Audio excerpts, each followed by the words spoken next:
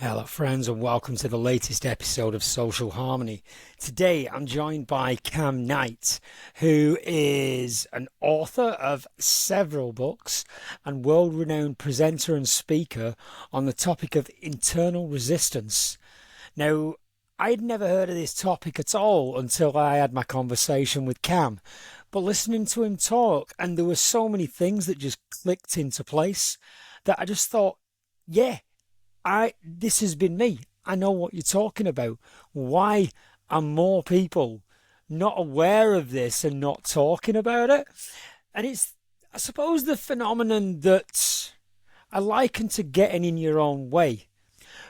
But Cam details the research that he's undertaken and the study that he's done on how the mind will stop you doing things. It will prevent you from taking certain courses of action. All of this, I have no idea even why. Which, talking to Cam, it becomes more evident as we go on. And he says, uses it examples of his own life that he was doing all right in a job, just getting by, but there were so many things that he just avoided or procrastinated around or just didn't engage with because there was something in his mind that telling him not to, and he didn't know why. And after looking into it, pursuing it, seeing how he can bypass these things, he's now so he's gone on to travel to many countries. He goes out and does talks and seminars around this very subject, gets himself in front of influential thinkers and movers and shakers. And it was just one of those conversations that it made a lot of sense. I just didn't have the words to put it into play. So with that in mind, I hope you get as much from this episode as I did. And yeah, I hope you enjoy. Thanks for listening.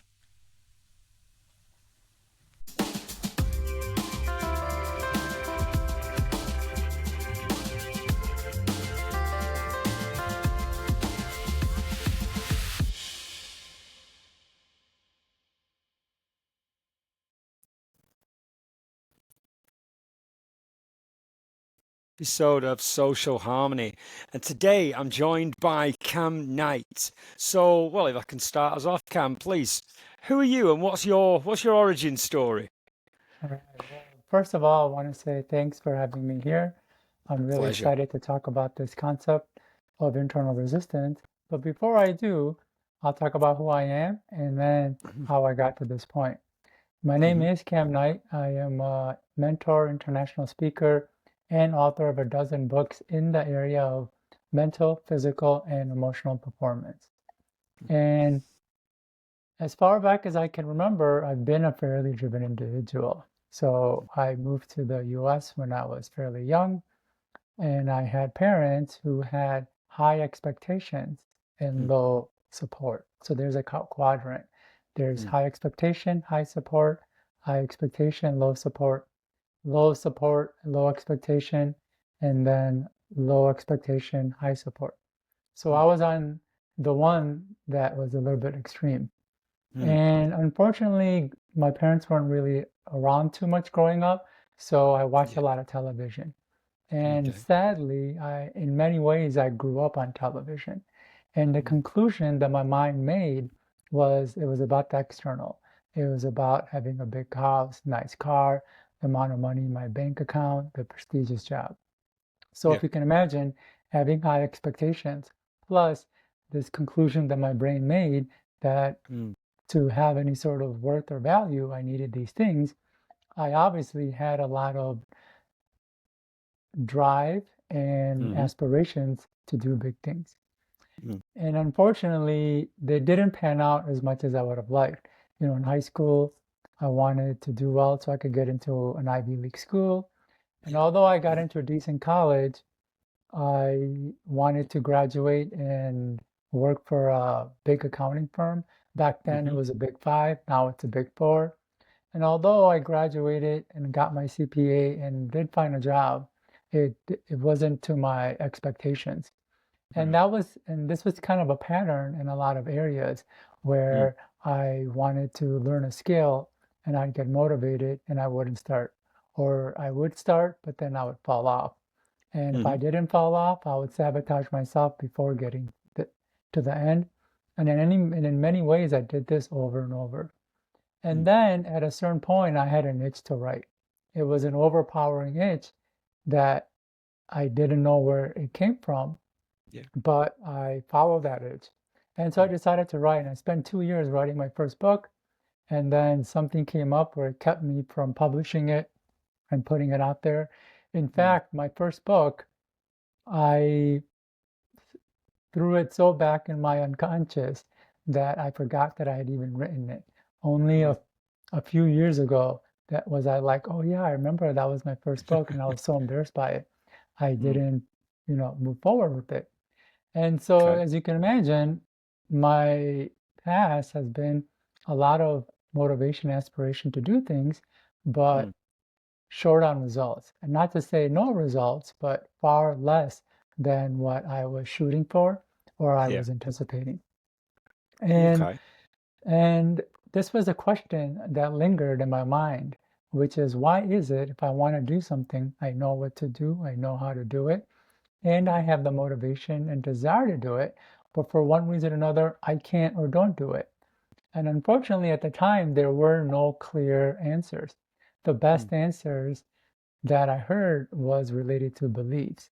And I think beliefs is a small piece of the bigger equation. And I always felt like there was more to it. And Mm. the more books I did read, coaching that I received, as well as seminars that I attended, the more I just learned about the complexities of the human brain. I was just hearing all the sorts of things of how behavior works, what holds us back, and things like that. Mm. And then I remember in I think 2018 or 2019, I was at Mhm. a Brendan Burchard seminar, and one of Yeah. his students or one of his people were on stage talking about the concept of identity and how if your identity is not in line with what you're trying to do, it's going to be hard to do it. And then at that point, my brain came to the conclusion that, hey, wait a minute, there's a part of our mind built to keep us from growing. There's a Mm. part of our brain designed to hold us back and keep us from making progress. Mm. And I call this part resistance. And it's a brick wall that we hit anytime that we want to do something, but we can't no matter how much we want to do it. And so when Mhm. I realize that there's a part of us that's actually actively working to stop us, then things really shifted for me because in the past, I was relying simply on motivation and inspiration. I'd get motivated to want to do something. And like I said, I would start and then Yeah. stop. Or if I made progress, I would stop before getting to the end. Or if I got to the end, I didn't continue doing what helped me get there. So I lost the progress. Mm. And but once I realized that there's a part of us holding us back, I began to look and shift things differently and plan myself and my goals Mhm. in a different way. And it's been very profound because in since the 5 years that I've come across this topic, I've been able to do all the things that I wanted to do and then some. So Okay. I've written and published a dozen books. I have Mhm. over 10,000 ratings on Amazon. I have Wow. traveled to over 100 countries. I am doing salsa and bachata right now. I do rock climbing. I One of my lifelong passions was to Mm. learn to do DJing, to be a DJ, and I'm Okay. doing that now. And also, one of the biggest things that limited me was I had a lot of anxieties around people, and so that Mhm. really affected me in how far I could go. And here I Mm. am standing in front of you on a podcast, which would have Mhm. been a very terrifying experience over Yeah. 5 years ago. In fact, the first couple of podcasts I was invited to be on over 5 years ago, Mm. it was a very intense few weeks before the podcast because that's all I could think about. I was just Yeah. planning and preparing, and I felt like it didn't go as well as it could have. And Mhm. here I am on a very different spectrum, Mm. going from wanting to do things and being able to actually do things. Wow. Well, no, that does sound like a lot. And there's as I'm hearing you talk, there are a lot of relatable moments there. I mean, I myself, yeah, grew up, I suppose, yeah, raised by television like so many of my generation. Yeah, Had aspirations, no real plan as how to meet these aspirations, but also, yeah, it was the external validation that I thought was the metrics of success. Like I yes, said, the big house, fast car, flash clothes and bank account and what have you. yeah, And I mean, also myself, yeah, I've had these bursts of energy. I really want to do these things. I think, yeah, for myself, it came in two parts. In that there wasn't really a plan necessarily of how to do these things. I yeah, wanted the result, not the grind. But yes, also, I think, I mean, I've put it down to perhaps low self-esteem when I was a kid, but I'd maybe, yeah, like maybe start looking into these little projects, whatever they were, but yeah, something inside myself, and this is what I'm saying. I put it down to, oh, you can't do that. You'll never be able to do that anyway. yeah, So just not starting. That yeah, was, I think, my Achilles heel, really. But I mean, hearing you when you talk about, you look into the mind, this resistance. Can you talk more about why it exists, what it's there for? yeah. That's a very fantastic question. There are a couple of things that you said that I want to expand on first, because I Please, think it'll be please. very helpful for your audience. Mm, Is when we are growing up, we are getting a lot of stimulation, especially from media.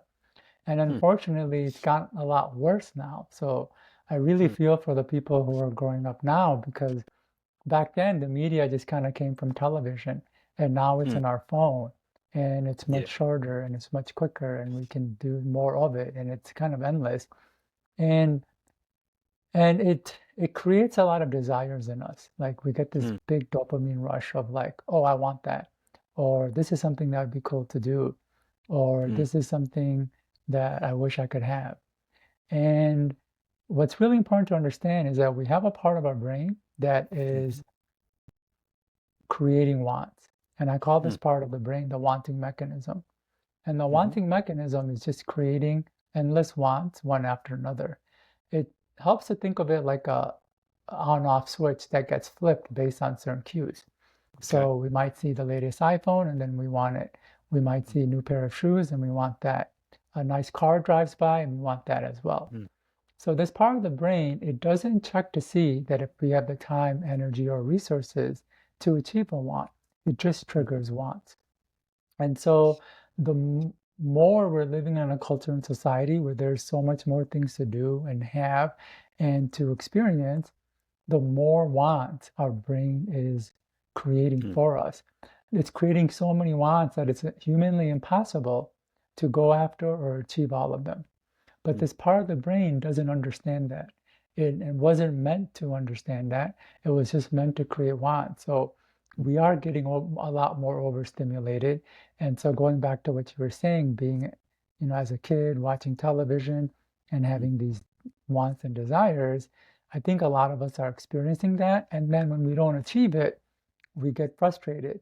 But it's really mm. important for them to understand that your brain is creating so many wants, it's impossible to achieve all those wants. Yeah. And now we're going to come to the topic of resistance because Mm, the part of when your brain creates a want, it doesn't evaluate to see if it's going to be enjoyable, fulfilling, safe, and all of that stuff. It just mm, creates wants.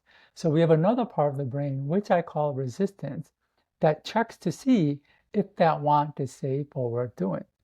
mm, And so anytime a desire stands before us, it gets evaluated using a whole host of criteria. And if that desire is not in line with any of the criterias, you cannot act. So it mm, really helps to think about standing before a panel of judges or board of directors because every desire that comes up has to go through them. And if okay. even one of the members is against the idea, it will not pass. So Mm, now that we understand how resistance works, we could see why resistance would show up and get in the way. mhm, And a great example of one of the criterias is what you explained. You said, I had low self-esteem. So mm, you had a desire And resistance says, okay, let's check this desire. Oh, I have low self-esteem. I don't think I can achieve it. And so then it Mm. puts a brakes in your life, and then you have a hard time doing it. Now, Okay. it's not always this simple. Sometimes resistance will allow us to do something, but as Mhm. we get closer to finishing it, it does hit up against things like our self-esteem. And Mm. then it goes, oh, wait a minute, this is actually happening, and we're actually gonna Mm. become this thing or achieve this thing, but our Mm. self-esteem is not in line with it. Like, I'm not good enough, and people Mm. will find out I'm not good enough. So then it'll put the brakes and sabotage us. But the most Mm. important thing to understand is that the self-esteem is just one criteria. There's so many other things that come up. And some Mm. of the more commonly known things include like beliefs, habits, and comfort zones. But this topic gets pretty deep. It includes our self-image, our core needs, our authority issues, how sensitive a person is to pain, and more importantly, things like demographics and even the defense mechanism. So Mm. I know I kind of said a lot, so I hope it all made sense. Yeah. And yeah, Mm. Yeah, no, I mean, and that's something you touched upon. Then I can relate in that the fact that you've almost completed it. I think that's something that's not really spoken about. I mean, I've felt it myself. It's the that you're on the edge of the cliff kind of yeah, thing. You know, I'll use, say, for instance, the first degree that I studied. yeah, It's one thing as you're going through it. You know, I'm a student. I'm doing this. I'm doing that. But all of a sudden, you get into the point where you can see the finish line, and yes, while throughout, that's, you know, as far as you know, that's the thing that you want. You want that more than anything. But when you're actually about to achieve it, I found these strange feelings of just wanting to keep that little bit of distance, and I couldn't explain it. yes, And I mean, I didn't know whether it was sort of. I mean, some of what you're saying then sounds like it could be tied into things like perfectionism. I mean, I've been guilty of that in the past. If something's not absolutely perfect, in my view, then I'd just stop. I'd move away from it. I think, like yeah, you said about the first book that you wrote, different circumstances, but that'd be something that I'd put a lot of work in, reach the final stage, and think, no, no, no, yeah, no. It might be masquerading as something else, like you say, possibly, yeah, I don't know, not feeling that I'm good enough or yeah, whatever, my own internal defense mechanism. But I yeah, can, yeah, I can really relate to a lot of what you're saying there, a lot of the yeah, situations that you describe. So, I mean, yeah. while while it's there, what what steps can we take to mitigate it or to minimize it or to start to work Yeah. around it? So this is a question that helps to be asked a little bit later on because it Mm-hmm. really helps to go more deeper and understand how this dynamic is working. Okay. Because the first thing is to not confront it, and then Mm-hmm. we can talk about how to get over it when we do confront it. But I do want to say a couple, riff on a couple more things that you had said that's going to be really important. Mm-hmm. So when we do have resistance, it does make things much harder than it needs to be. So we might have a desire and it's like, yeah, I want to do this. I can see it's possible because I've seen other people do it. But if we have some sort of a limiting belief that says it's not possible for us, or we have low self-esteem, we're not good enough, things like that, it is going to slow progress. So the first book I wrote, it took me over 2 years. In fact, I would spend over an hour on each paragraph. And what's crazy is a lot of times I didn't use some of these paragraphs Mm-hmm. because my resistance was so high. It didn't feel like I was an author and things of that nature. And so it does not only make doing something much harder than it needs to be, but as you had described in your life, when we actually start getting to the success, we start to lose interest in it, or we have these funny feelings like, oh, wow, we're actually getting there. And a lot of times people will stop doing the thing. They'll be like, you know what? I tried it. I enjoyed it while it lasted, but I want to move on. Mm, And they might think it's because they want to move on, but it's really because resistance mm, is is getting in their way, and it's what's convincing them to move on. And mm, what's even sadder is that some people will actually get to the finish line. Like some people will achieve that goal. Maybe it was to graduate, get a degree. And once they do the degree, they'll move in a completely different direction. It's mm, like, oh, how about I do this now? mm, Or how about, um, you know, I don't want to actually get a job in this. I'm gonna find something else to study. Just so mm, they'll actually find another program or degree to pursue mm, for another 4 years. So I want people to understand how that's showing up. Now, you talked about perfectionism. mm. Perfectionism isn't the cause of resistance, it's a manifestation of resistance. And this Okay. is a really important concept to understand because when resistance shows up, it doesn't tell you that it's showing up. It Mm, doesn't say, hey, Lee, you know that thing that you're trying to do?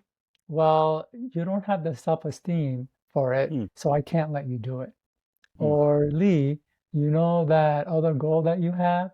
Well, it goes against our beliefs or it'll put us out of our comfort zone. So we're just going to mm, stand here and do nothing. That's not what mm, happens. Resistance manifests other ways. And in many ways, it shows up in tricks. And it's really mm, important to understand the tricks because when we can see the tricks, we can see that we're in resistance. mm, And one of the biggest tricks of resistance is perfectionism because all that time and energy we spend on perfecting the thing mhm, is time and energy we don't put into putting it out there or moving mm, forward with it. And so the more time we're perfecting something, the less we're taking action on the next steps and the more resistance wins. Does that mm. make sense? So a Yeah, yeah. lot of times, yeah, a lot of times resistance shows up because finishing or completing something will lead to something bigger that the Mm, brain is too afraid to confront or mm, wants to avoid. And I'll give a great example. Now that I am an author, I meet a lot of inspiring authors. And now the way technology has gotten, it's easy to write a book and publish it. And mhm, I can give someone some really simple tips to do it, and many will do it. They'll start, but very few mm, will finish. And when I started looking at what was going on, I realized it was the same thing for me. Is sure, finishing the book is great, but once you finish it, you have to put it out there. You have to market it, mm, and that means receiving feedback and criticism.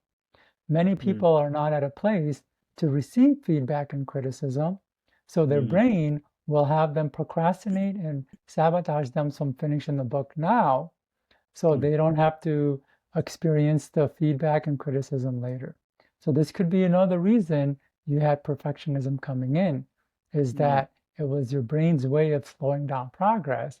And I would suspect if it was if your brain was using perfectionism to slow it down, I suspect there was a part of your brain that was very sensitive to the thoughts, judgments, and views of others. So it wanted to make things so perfect where no one mm. could ever say anything negative about it. Okay.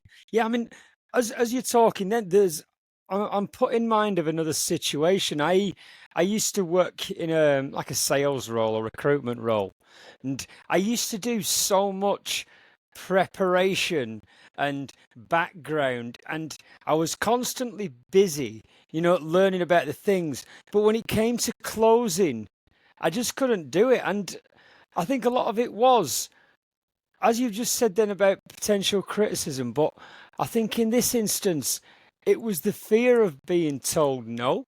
I've put together a great pitch.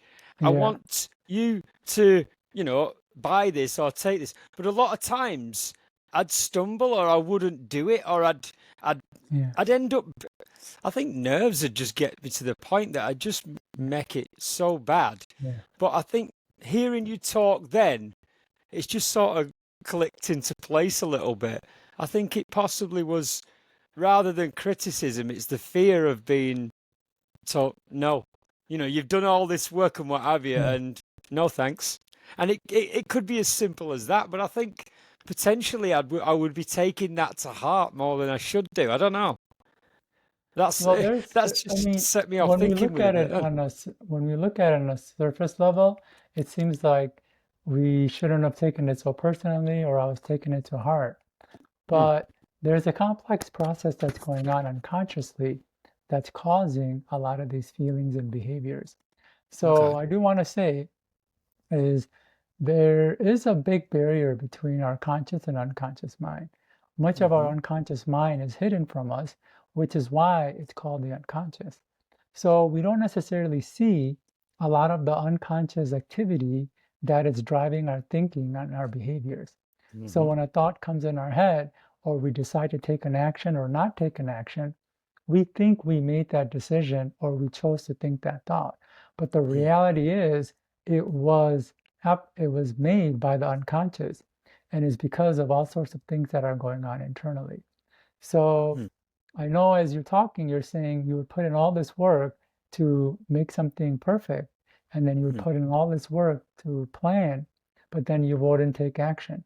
And so mm, that's a telltale sign of resistance because mm, planning is another trick of resistance. If mm, a person, planning is a good thing, it helps us to figure out what we're going to do and how and when. mm, But if a person falls into an overly heightened state of planning, where mm, they're spending all their time planning and not taking action, well, that's resistance because as long as we're not taking action, resistance wins in keeping us from doing that thing. mm, So this is why I say tricks, because you wouldn't think of them as tricks. When you're planning, it actually seems like you're working on the goal and that mm. you're making progress. Or Yeah. when you're perfecting, it can convince you that you're doing a good job. Mm, But if we're not careful, it could just be a trick of resistance trying to slow our progress or make it more difficult and time consuming to take action. And the mm, fact that you never did or rarely did, it's a good sign that there was some resistance going on. mm, Now, as I hear you talk, I'm hearing that you're trying to figure out what that is. Well, like mm, I said, anytime we want to do something, that desire gets evaluated by resistance using a whole host of criteria. And some of the criteria are obvious, but some go really deep and requires, understanding the mind and what's going on internally at a deeper level than most psychologists, which is what makes resistance a little bit challenging, is because the human brain is complex and we can't necessarily intuitively intuitively think ourselves out of it. mm. And what I would venture to guess is that for you, the so let me backtrack. Okay. One of the reasons for resistance has to do with mistakes. And it's obvious why we would want to avoid mistakes so we don't waste time, energy, effort, or resources. But there's a not so obvious reason, and that has to do with feelings. Okay. Mistakes are painful, extremely painful. The brain can release some really difficult to sit with feelings when we make a mistake. For example, at first, our brain can make us go into beat up, like, what's wrong with me? I can't do anything right. I'm an idiot. And if that's not bad enough, the mistake can trigger memories of other mistakes that we've made, and those Mm, feelings can compound. And if that's not bad enough, those feelings don't just stay for a few minutes or hours, but they can linger for days, weeks, and months. And if that's not bad enough, that your brain can use that mistake as an endless reminder of your failures in life. And if that's not bad enough, all of this can be triggered by a seemingly simple mistake. And if that's mm, not bad enough, one doesn't actually have to have made a mistake or done anything wrong. If their brain perceived they did something wrong or the work wasn't good mm, enough, it could trigger this entire cycle. So, what I'm mm, trying to get at is the more sensitive a person is to mistakes, the more resistance will come up to doing things. So I mm, suspect the fact that you went into a heightened sense of perfectionism and planning, you mm, were trying to make things so good and correct that no one could say it was bad or wrong, just to avoid the feeling of of having made a mistake. Does that make Yeah. sense? So that's another reason resistance can come Yeah. up. Yeah. Yeah. Absolutely. Yeah. As I'm hearing you more and more, I'm just sort of getting these little light bulbs go off in my head. There are Yeah, a number of instances that I can remember now or that are coming back to me whereby, yeah, I there'd be one little whatever it was, like you say, it wouldn't need to necessarily be a mistake, but the perception of a mistake, and I'd just crumble. That yes, was that'd be the the chink in my armor that had just yeah. it had just set everything falling, and Just the I perception of it, just yeah. like, and and it leads me to believe that you're so sensitive that mistakes are a painful experience for you to the point that your brain is keeping you from doing a lot of things just so you don't Mm, put yourself in a position where you might make a mistake and mm. these feelings might get triggered. Yeah, yeah. I mean, I'd like to think now I've moved on somewhere from that. I think there is probably a little part inside where that's still true. That Yeah, it is on your worst days, you default to these settings. I mean, yeah, over time I've allowed myself to either make mistakes or be told no, or just accept that I'm not everybody's flavor. yeah, I don't have to be all things to all people, which yeah, has which has helped me move on in a lot of ways. yeah. But yeah, there's the resistance I think in my younger years very, very acute. Um, for yeah, I think a number of reasons. Like you said, it's the resistance, but it's the things we pack around it. Um, yeah, the perfectionism, the I suppose the feeling that no, not being good enough. I mean, I was likening it as you're talking then, maybe to going up on a diving board. You look fabulous all the way up. You're going up the steps look perfect, your entrance is great. You're on the board, it's just that diving off. I That's just what it can't is. do that final bit. Yeah, and that final bit is when resistance comes in. And you Mm, said something that I think would be really helpful for people to understand, which is trying to be everything to everyone. mm, So a person who is trying to be everything to everyone is highly sensitive to the thoughts, judgments, actions, and reactions of other people. mm, They're so sensitive that if another person doesn't approve them or like them or accept them, it hurts. It hurts a mm, lot. And so their brain goes into this thing of like making sure everyone likes them so they mm, don't have to feel that pain when somebody doesn't. mm, And if you had that with people as well, there's a good chance your brain or body growing up was just much more sensitive to mm, the mistakes as well as rejection of others. In fact, I would go as far as to say that your challenge likely wasn't even mistakes, it was more about the judgments of others. mm, And you were afraid to not make a mistake, not so much for the mistake, but what others would think about the mistake. So it was mm. really coming from your perception Yeah, of others, given the fact that you wanted to be everything to everyone, that you're yeah. so sensitive to not being rejected by others that even making a mistake could trigger intense amounts of resistance for you. Yeah, absolutely. Yeah, no, I think you've nailed it spot on there because looking back over the years, I tried to project this image of being competent, being capable, being, clever and knowing all these things.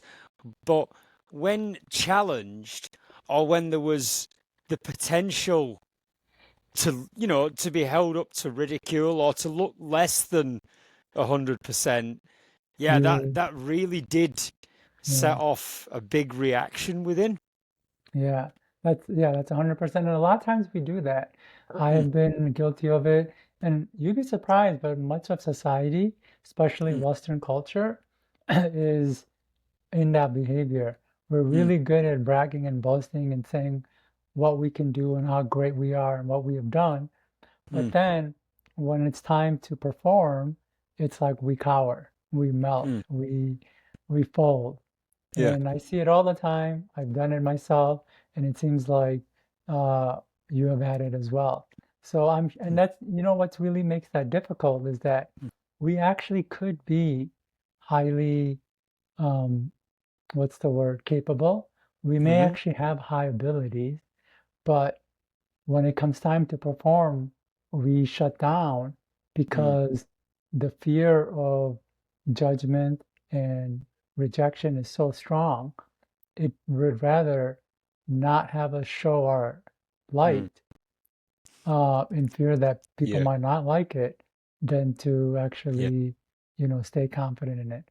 So Mm, what what I'm trying to get at it is there are a lot of capable, talented, and brilliant people that mm, nobody knows about and mm. nobody will because their resistance gets in the way. Yeah. Yeah. Yeah. No, I'm definitely hearing what you're saying there. I think I look back now, and you often think, you get to a certain age. Oh, if only I'd done this at this age. I've only had done that, and I can, console myself with the inner citadel of I quite like my life at the moment, Yeah, so I shouldn't really dwell on the past. yeah, But there is still that nagging doubt. These things that I could have done that I just didn't put myself forward for yeah, because of the reasons we've discussed. Whether it be somebody would invite me to try something and I'd just say, oh no, that's rubbish, that's stupid, or whatever, or what have you, and I'd dismiss it, not because I was against the activity or the thing, but because I didn't want to put myself up there and risk mhm. not being good at something, like you rightly said, And more someone, because yeah, I wasn't bothered about getting it wrong. It was more that other people might point and laugh. My yeah, perception that people were just waiting for me to fail, when the yeah, reality is they're probably not even paying attention to me at all. yeah. And I'm glad you brought this up because this is really good. So I talked about the tricks of resistance. So when our Mm, brain is going to hold us back, it's not telling us it's holding us back. It doesn't give us a reason. It uses tricks. mm, And we uncovered a couple of tricks. One is a person will go into a heightened sense of planning. They'll put mm, all their time into planning and very little time into taking action. Or a person will go into really high levels of perfectionism, trying to make things mm, so perfect, no one could possibly find any flaw in it. But mm, there's many tricks of resistance, but one just came up is criticizing. mm, So when you said, oh, that's rubbish or that's stupid, criticism is another trick of resistance. Because as soon as we criticize something, we shut it down mm, without giving the possibility of trying it. mm, And because we don't try it, the brain wins in keeping us from doing it. In mm, fact, when this is going to be really important, when a person is criticizing, almost always they want that thing. They mm, may think they don't want it because they're criticizing it, but the reality is they want it, but there's some resistance, and resistance is throwing out these negative remarks. So we mm, shut down the idea and don't even think about it. mm. Yeah, yeah, that's definitely been me down the Mm, years, yeah, me and too. yeah, I still I have a mean, bit of that. yeah, I mean, at the Yeah, time, I think, and I've made mention of it on previous episodes of mine, that my self-awareness was incredibly low. I'd just barrel forward, and a lot of time, like you said, these things that I'd want, and I'd do the same with people as well. I'd diminish people, by things I'd say or whatever, when really I was wanting connection. I yes, was wanting yes, to talk to people or whatever, but I think the fear of yeah, rejection, whatever that looks like. And that could be dating, romantic, or that could be simple friendship, or just getting to know somebody. yeah, But rather than put myself in a position of rejection, I would belittle. No, oh, he's, whatever he yeah, is, yeah, I'd make it Well, less this than shows up a somehow. lot with men and Mm, women. mm, So a guy will see an attractive girl, and then he'll start saying something like, "Oh, she looks like this, or she's probably this and that." mm, And reality is, he's attracted to her. He mm, likely wants more from her, but resistance comes up that doesn't feel like he can get her. mm, So instead of putting through going through the toughness of what it would require to talk to, approach, and move forward with that relationship, the mind mm. just goes, says these negative things, Yeah, and it's it like shuts problem it down. solved. She's not Mm, worth wanting anyways. And yeah. like you described, we're doing it in a lot of areas. We're doing it in our friendships, relationships. And I'm gonna say this hits home for me because I did this for so long. Mm, And I also did this when I would go to seminars and I would see people on stage talking about a concept or whatever. Instantly my mind would criticize them. They're like, oh, they don't know what they're talking about. mm, Their ideas aren't as good as me. They haven't traveled to X amount of countries like me. They haven't written X amount of books like me. mm, And it wasn't even me doing it. It was just like this response I would get triggered. And if I wasn't careful of it, I could think it was me saying it, but it was really the mm, voice of my resistance. And putting a more effort in not trying to criticize so much because mm, criticism really is a sign that you're in resistance. But more mm, importantly, it means that you want something. Either you want something from that person or thing, or you want that person or thing. mm. Yeah. Yeah, no, I can definitely, and this is something I think as I've approached or changed my approach just in general over the last few years, um, that criticism thing, I'm now trying, like you've said, to be the other way, to Yeah, not to not criticize, to listen and ask myself why I'm criticizing. I think as well a big part of it was I came to the realization that people don't want to be around somebody like that all the time, no, and I I didn't fully understand this. Like I said, I think on whatever subconscious level I was trying to bring somebody down, maybe to a point where I was, you know, seeing myself as equal or better than what they were doing. yeah, But I think in the process, I don't know, it was chipping away at the sort of person, A, that I wanted to be, but actually was. I think it was making me quite sour, all this resistance that yeah. I was demonstrating. And that was something, yeah, I just sort of thought I don't want that for my life. I don't want to end up with no friends and with no life around me. Yeah, it's interesting why we do that because Mm, we are doing it because we want connection, mm, but it's having the opposite effect. mm, So, where did we learn this from? mm, Intuitively, as I'm speaking, it's coming to me. I suspect it was when we were growing up mm, because, the cool kids were very critical. And for some mm, reason, they ended up getting the attention mm, and the guy and girlfriends. So mm, maybe we learned that in order to be cool, we have to be critical. And so as we're getting older and we want people to like us, we are unconsciously trying to show off, hey, I'm likable because I'm critical. mm, But what worked as kids in school in the playground doesn't necessarily work mm. as Yeah. adults in the real world around, more healthier people. Nobody wants to be criticized. Mm, Though there's another reason for it, is because when we do see someone who is performing at a higher level than us, naturally it's going to trigger a bit of jealousy or to mhm. want what they have. Yeah. And going after wants isn't easy. It requires a lot of Mm, discipline and work and whatever. So instead of our brain wanting to go through all of that, mm. it's much easier to put the other person down and Yeah. to just let go of the want. It's like, oh Yeah. yeah, but this person has a success, but he or she is also this, this, and that, and I don't Yeah. want to be like that.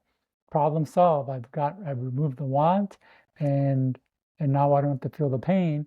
But unfortunately, it does leave residuals because we have this negative thinking and mm, cynical behavior that makes people turned off by us, and it mm, actually affects our experience.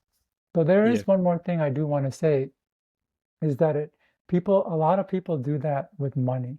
So when we mm, see somebody who's successful or is financially well off, we will say negative things like, oh, they must be selfish or they must be self-centered mm, and things like that.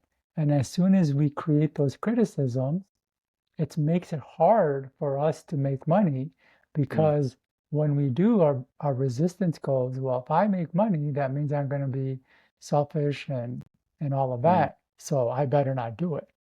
So yeah, when people struggle to get to the next level, whether it's financially or in a skill or behavior or whatever, in many ways, they've already nailed a coffin to their grave by mm, criticizing somebody who had already done it. mm. Yeah, yeah, I can definitely relate there. And another thing, like you're saying in the development, both of us have alluded to spending a lot of time in front of the TV. I think that's cemented mine as well. Like you say in these kids, and it's always the guy that's got the really, big put downs, the one Yeah, that's very cool. Again, a program like say Beverly Hills 90210. yeah, You had all these beautiful people that had the things and what have you, and I'm just little old me who's not got yeah. these things, and so I think as well the TV did feed into, I don't know, this resistance as well. No, I not ain't got not that. feed into. It was huge. You have no Yeah. idea how bad it is. Mm. And I want to say something. I haven't watched a television show since 2011, Wow. and I haven't watched a movie in the theaters since 2015. So 10 years now, 10-year anniversary of not watching Wow. a movie. And I really cut out media because of how much it influences, and not Mm. in just the ways we're talking about, but in other ways as well. And I Mm. really do recommend that people be aware of their consumption of media because Mm. it may not seem like it, but it's kind of affecting their life's relationship and Mm. experience much more than they think. And I know I interrupted you, so I apologize. I had That's to throw so that good. in there. Yeah. No, no, I mean that is a big thing. I mean, I see it a lot. Like I'll say with my kids, but I see a lot of people I work with, and sometimes I'll even check myself because it is insidious.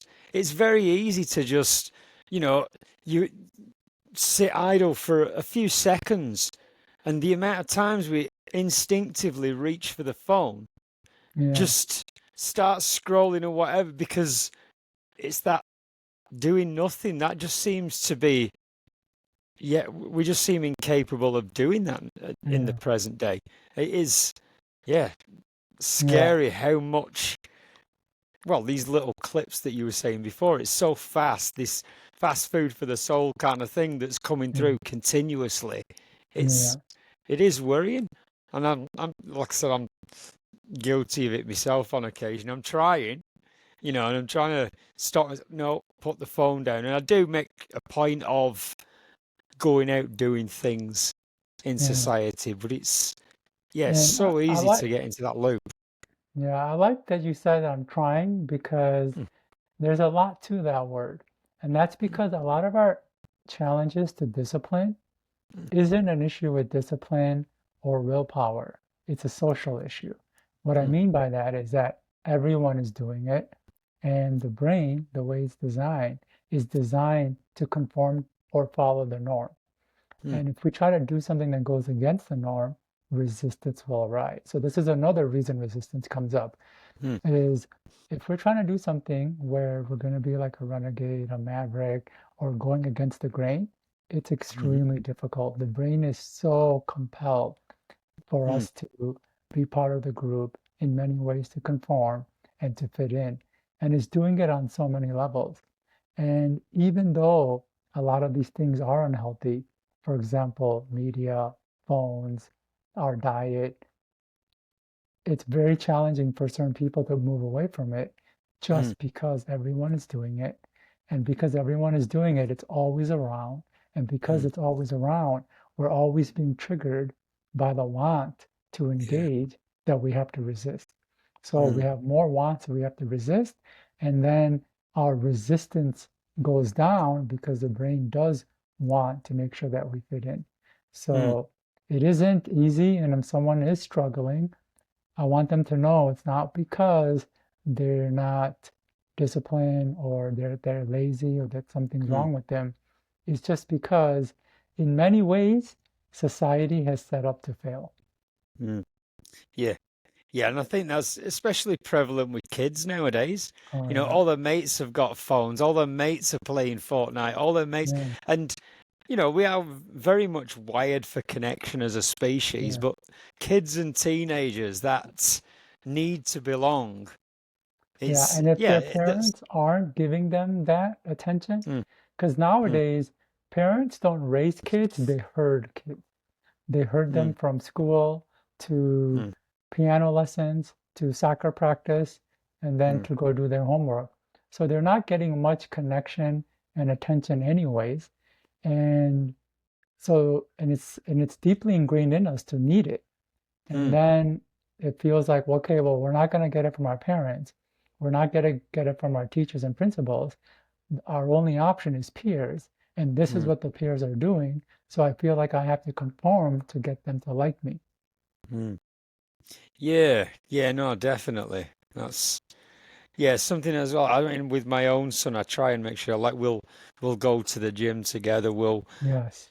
go surfing. I mean, I'm at the moment a lot of his mates are gaming and what have you, so I Yeah. don't want to fully take it away from him, and he enjoys it. But that said, I am very, very aware of I don't know, trying not to do the overreach thing with it. You know that it's yeah, I mean, I do see a lot of young kids. I mean, really young, and parents will just put a phone in their hand as like a proxy babysitter, and Yeah, it's it becomes a status thing. It's like, oh, my yeah, parents gave me a phone, so I'm mm, cool and special. And then mm, if you want to become cool and special, you try to get your parents to give you a phone mm, too. But you brought up something that is extremely important, and it's another mm, cause of resistance. So I think it would be a good time to bring it up. mm, And it's called authority issues. But before I do, I just mm, want to summarize how, resistance works. When we do have mm, a want and desire, it will be evaluated by this part of the brain using a whole host of criteria. And as we're talking, we kind of uncovered some of the criteria. One of mm, them is low self-esteem, other is feeling not enough or having low beliefs. We had talked about um, people, the more sensitive we are to the judgment of others, the mm, more resistance we're going to have. We also talked about the sensitivities to mistake. The more the more pain a mistake will create, the harder it's going to be to do that thing. But mm, there's one thing that doesn't get talked about, and it's authority issues. And to understand what I mean by authority issues relate to our unconsciously held attitudes toward mm, authority figures such as parents, priests, principals, police officers, and even personal development coaches and mentors like ourselves. And I'm going to mm, extend that definition to anyone who tells you or makes you feel obligated to do something. So, to understand what I mean, I had a friend whose parents nagged and pestered him about mm, cleaning his room. They nagged and pestered him so much that he became spiteful towards them and mm, unknowingly carried that spite for decades. So, mm, as an adult, he lived a messy lifestyle simply out of spite. He didn't know why until he saw a therapist that his messy lifestyle were triggered by his parents from 20 years ago. He didn't know why mm, he couldn't stay clean and organized no matter how hard he tried. So, if we're growing up and the people around us are always telling us what to do, what not to do, how to mm, do it, and how not to do it, at a certain point, our brain gets fed up and doesn't want to listen to or do anything they've been told. Even if we grow up and want to do those things and it's going to be mm, helpful and it's going to be important for our health, we can't because authority issue response kicks in. And the reason I'm bringing this up is because you're talking about your son. You try to spend time with him, go to the gym with him, mm, very great things. And then you said his friends play video games, so you allow him to as well. mm, My initial reaction is, man, video games is pretty damaging. I don't know if you should do that. But mm, it's a challenge because if you start telling yourself, son, not to do that, it might create an authority issue response in him mm, where it's going to make him want to play video games even more and strain the relationship with you. So mm, another reason resistance can come up for some people is that they have a lot of authority issues. They have mm, this, you can't tell me what to do, uh, or I'm not going to listen to what anyone says. And even if something is healthy and beneficial, like diet and exercise, they can't do it because some authority in their life in the past forced it upon them. So this mm, is where the resistance, the causes of it start to get quite deep. mm. Yeah, yeah. I mean, it's one I'm conscious of it. And I think I look back to my own earlier years. There was definitely an element of that in there. Just being oppositional. Yeah, You're told to do something, and I think it game like you mentioned then about the video games. I don't want to create like a prohibition type of yes, thing, whereas I take something away and it then becomes so appealing. So, yes, the more, I suppose a lot of teenagers, it's, you know, when you're rebelling, it's, alcohol, cigarettes, pornography, whatever it is, these little things, but they're purposely made hard to get. But that, in my mind, it just increases their attractiveness. yes. You want them all the more because it's not simple to just go and pick it up. This And is one of the challenges of, I think, mm, we're experiencing as humans to form a healthy society or healthy culture. mm, Because just by the nature of being told what to do, we don't mm, want to do it. And this is mm, why teachers, principals, police officers, and judges struggle in their job. I do mm, believe they do want to help. They want to make sure their youth grows up and does well. But mm, in trying to help, it creates opposite effect. mm, And it is a challenge. This is one of the core challenges I think humanity faces is this authority mm, issue response. And what makes it even more difficult is the person with the authority issue response. They don't realize it's an unconscious resistance that's triggering that response. They mm, actually think they're thinking it through, but the mm, reality is they're not. And it's kind of sad. And again, I went through it as well. That's how I mm, knew about it. mm, And I learned about authority issues much later in life. And had I known, I would have realized why I was doing so many destructive things, as well as creating challenges for myself, because I mm, didn't want to listen to the advice that I was given growing up, even though it was healthy and helpful. And I was mm, constantly pushing away things that could have helped me. And now, when someone is telling me to do something and that a response comes up, I mm, do step back and ask, like, is this really something? Am I saying no because I am choosing to, or is this just a way mm. to outsmart or hurt the other person? Yeah, So, yeah, yeah, no, I agree.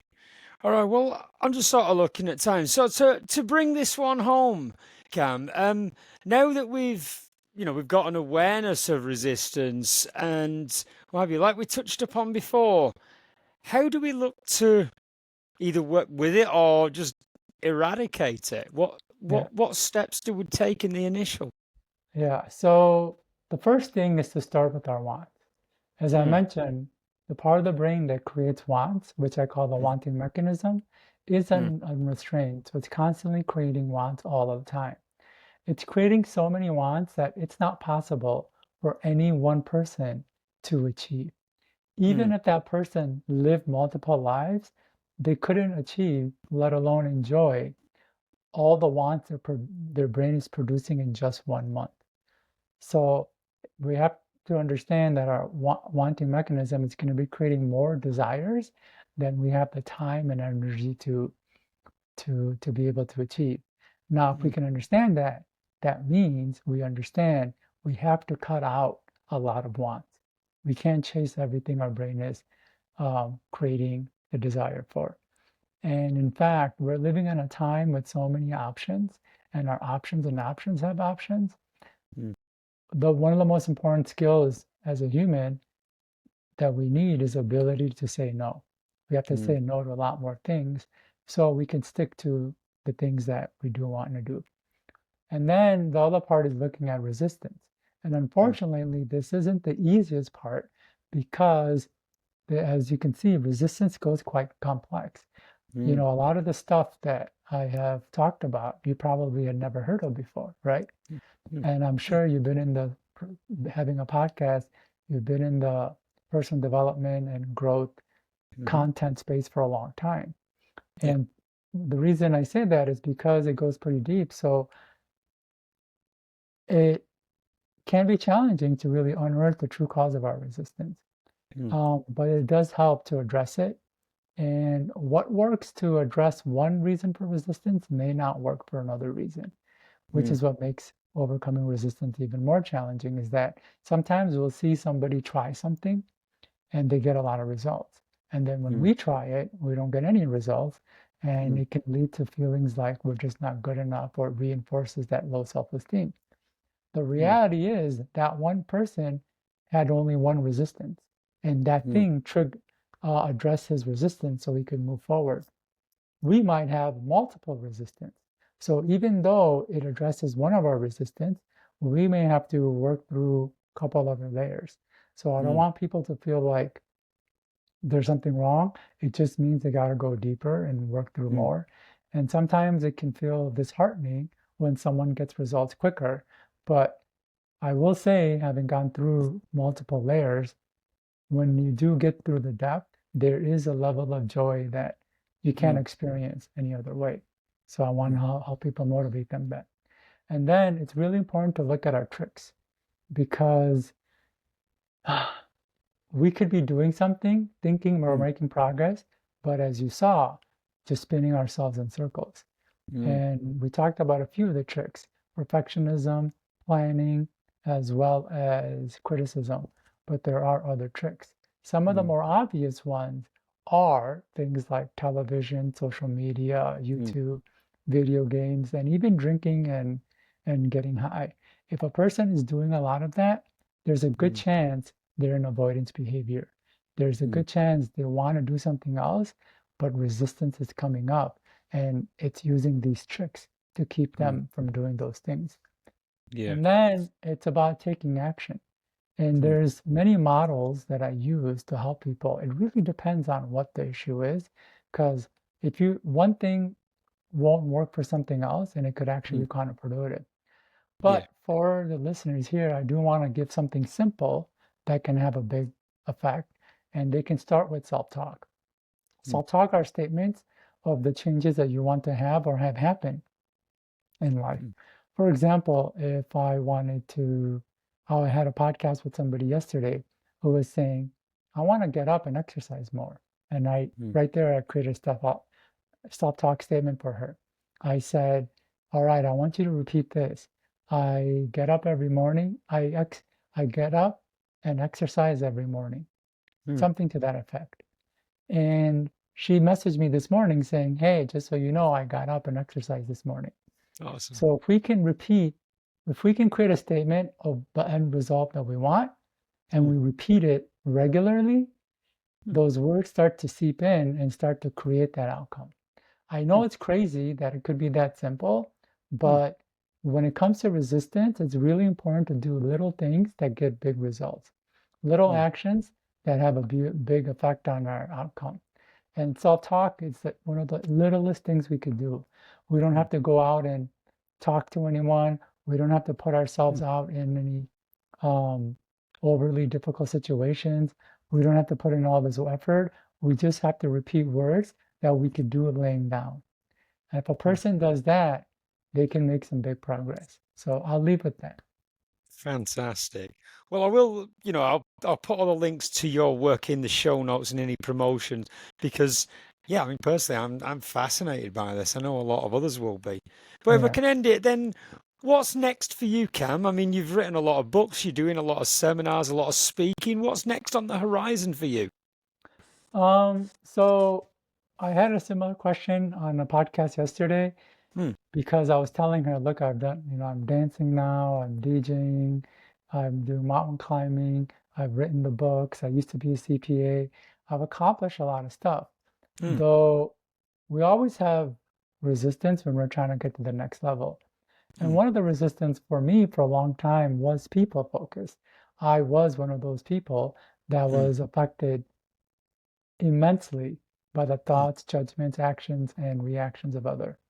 mm, And so, one, I didn't hang around as much people, and two, I played at a very small level.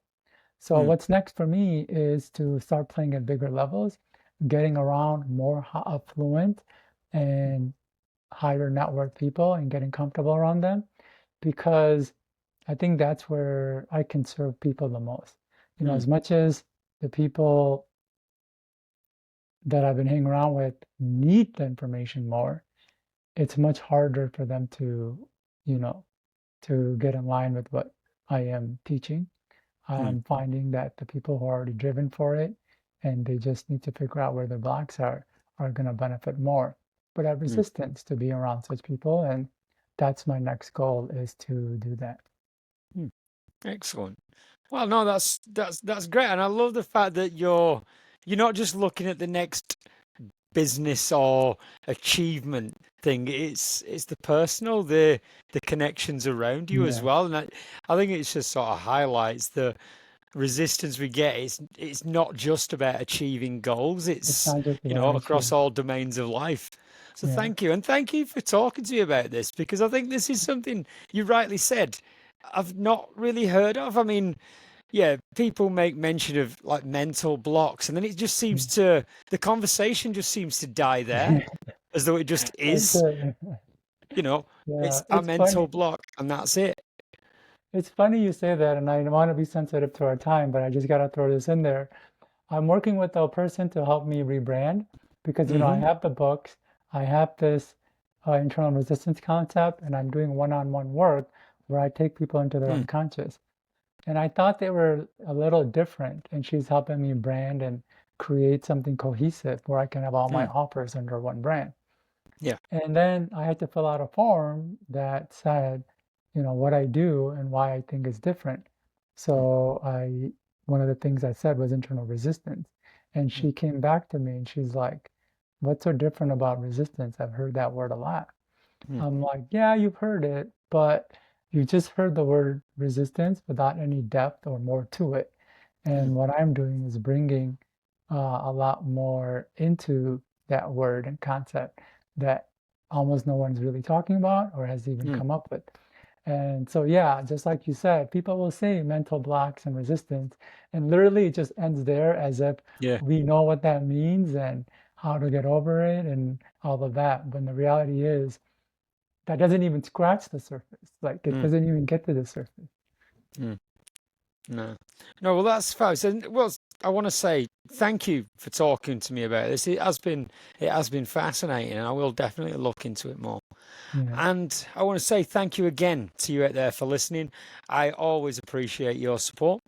For those new to the show, if you can look out for me on Instagram and TikTok now under Social Harmony Talk, along with Facebook under Social Harmony Time to Talk. I'll post show links, selfies, things like that, information on upcoming episodes. Um, every Monday, I'm looking to release a new episode on Spotify and Apple Podcasts at 6 p.m. New Zealand time. So if I can ask you, please like, follow, share, comment across those platforms. I absolutely love it. If you would like to join me for an episode, if you've got a story to tell, please get in touch and we can arrange something for the future. But for now, go well, look after yourselves, and keep talking. Thank you very Yeah. much for listening.